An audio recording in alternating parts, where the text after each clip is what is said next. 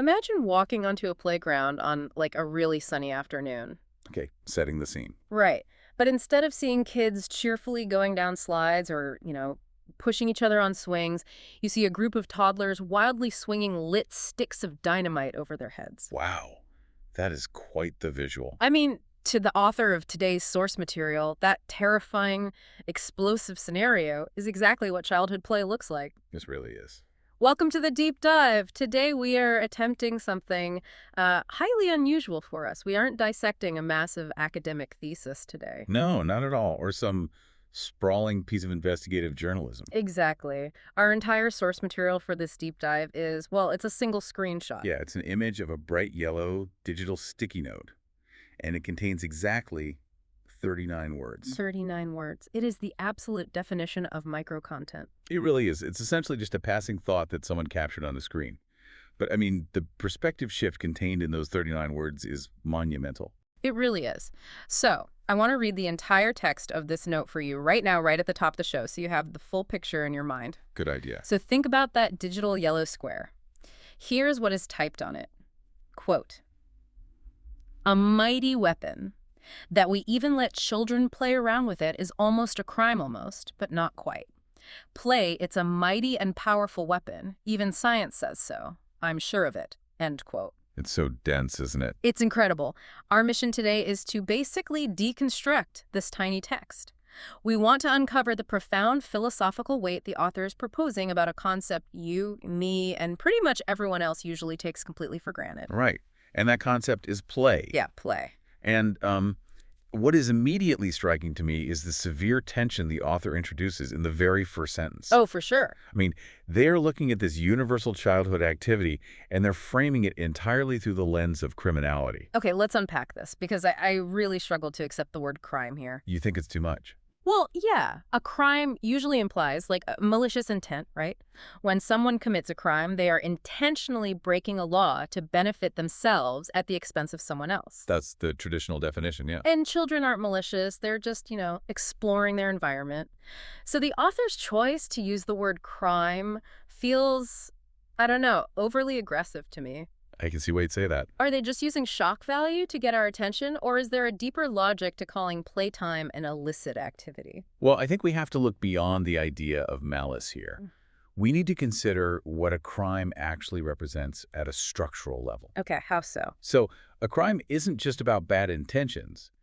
It is a violation of an agreed-upon order. Right. Think about the physical and social rules that govern our lives as adults. Yeah. We implicitly agree to follow thousands of, invisible rules just to keep society predictable and manageable. Oh, like how we agree on how public spaces are used, or even just basic social hierarchies. Exactly. We agree on the laws of physics. We agree on manners. But when children engage in deep, unstructured play, they demonstrate a complete and utter disregard for that established social order. Okay, I see what you mean now. To a child, a sofa is no longer a piece of furniture meant for sitting quietly. Nope. It is a fortress that must be defended against invisible enemies. Yes. Or the living room floor isn't made of hardwood. It is literally a pit of molten lava. Right. The floor is lava. They don't care about the property value of the sofa or, the structural integrity of the floor. Precisely. They are actively dismantling the adult world's reality and substituting their own. Wow. And if we connect this to the bigger picture, adult society relies entirely on predictability to function. You need to know a chair will act like a chair. Exactly. And that a room will remain calm when you need to concentrate. But play is chaotic. It produces nothing tangible, and it is entirely unpredictable. So to the rigid structures of the adult world, that level of unpredictability isn't just annoying. No, it is a fundamental threat. It's a localized anarchy. Localized anarchy. I love that phrase. Right, and that's exactly why the author uses the language of criminality.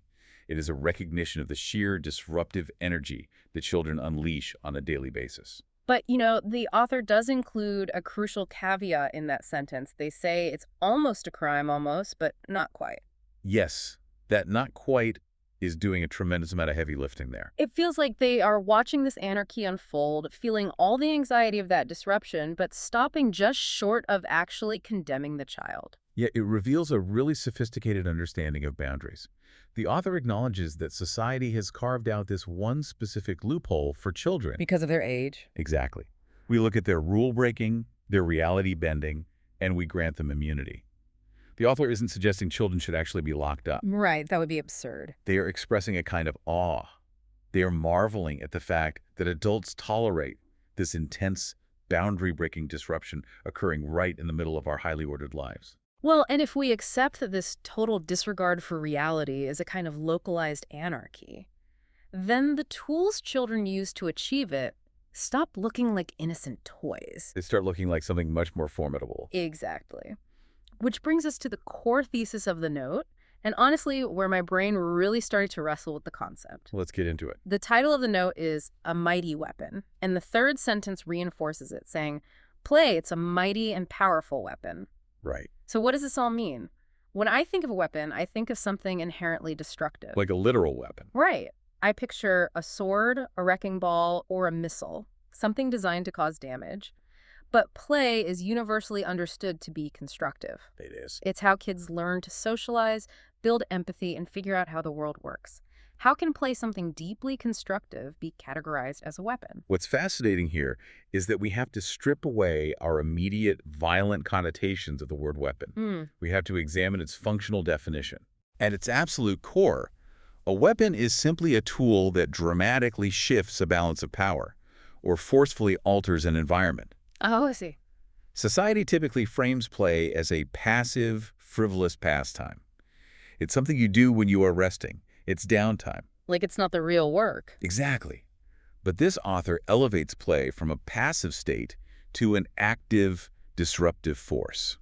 If a weapon is a tool that alters an environment, what is a child doing when they play? They are forcefully rewriting the code of the room they are in. Yes. That makes a lot of sense, especially when you consider how play forces participation. Oh, absolutely. Think about the last time a toddler handed you a plastic toy telephone. Oh, you always answer it. Right. When a kid hands you that phone, you answer it. You hold it to your ear and say hello. Yeah. In that exact moment, you have completely surrendered your reality to theirs. It's true. The child has essentially taken you hostage in their imagination. They used play to completely disrupt the power dynamic where the adult is the one calling the shots. And that forced participation is precisely the mechanism of the weapon. It isn't just about the child having a fun internal daydream. No, it's external. It's about their ability to project that daydream outward and compel others to conform to it. For that brief moment on the toy phone, the child is in absolute command. Wow, yeah. They have wielded a tool that forces an adult, someone with vastly more physical and societal power, to abandon their own logic and step into a reality designed entirely by the child. It's like a reality distortion field. If you bring a playful child into a solemn, quiet space, the solemnity is instantly destroyed. Gone. The play acts as a blunt force object against the rigidity of that environment. The author recognizes that the ability to reshape reality through sheer will and imagination is a staggering, almost terrifying power. And this raises an important question for you as the listener.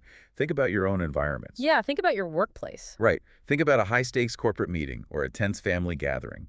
When someone introduces a joke or a playful tone into those spaces, what happens? The tension often breaks. Exactly. The hierarchy shifts. We subconsciously acknowledge this power when we use phrases like making a power play or playing the game of office politics. Oh, that's a great point. We sanitize the concept for the adult world, but the underlying mechanism is identical. We use play strategically to maneuver, test boundaries, and alter the landscape to our advantage. We totally do. But the difference is that adults usually deploy this weapon with a very specific, calculated goal in mind. We want a promotion or we want to win an argument. Right. The terror and the sheer awe that the author feels watching children is that kids wield this mighty weapon completely intuitively. Yes. They don't have a grand strategic goal. They are just indiscriminately firing off the wrecking ball because they can. Which is exactly why the author marvels that we even let them play around with it. To an adult who understands the devastating potential of a shifting power dynamic, handing that power over to a being with zero impulse control feels incredibly reckless. It's the toddler with the dynamite again. Exactly. The child doesn't understand the magnitude of the force they are wielding. They just know that when they swing it, the world reacts. And yet, after building this monumental case for play as a reality-bending weapon, after framing it as this intense, almost intimidating localized anarchy, the author seems to suddenly doubt their own authority to make the claim. It's a huge shift. Here's where it gets really interesting. because the rhetorical pivot at the end of this 39-word note is brilliant and honestly quite funny. It really is. Let me read those last two sentences again. The author says, quote, "Even science says so. I'm sure of it," end quote.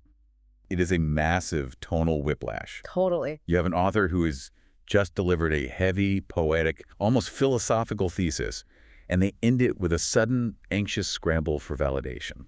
I read it as a deep contradiction.